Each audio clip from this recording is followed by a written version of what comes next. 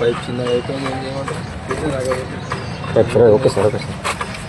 Manor మండలంలోని శలీల గ్రామంలో గత బుధవారం రోజు బేగరి ప్రశాంత్ వయసు 14 సంవత్సరాలు, 9వ తరగతి student.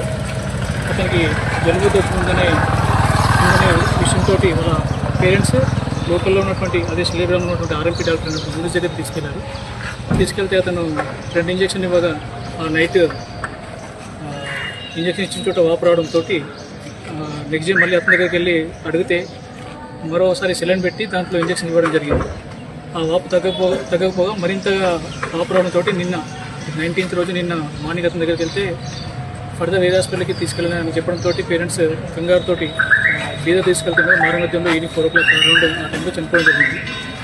So parents Begari Laxman తన కొడుకు మృతికి కారణం ఆర్ఎంపీ డాక్టర్ అయినటువంటి యూనిస్ శలీల గ్రామం యొక్క నిర్లక్ష్యం అని చెప్పేసి డిసినీగా మేము పంచనామా నిర్వహించి పోస్ట్మార్టం చేయించడం జరిగింది. ఫర్దర్గా దీంట్లో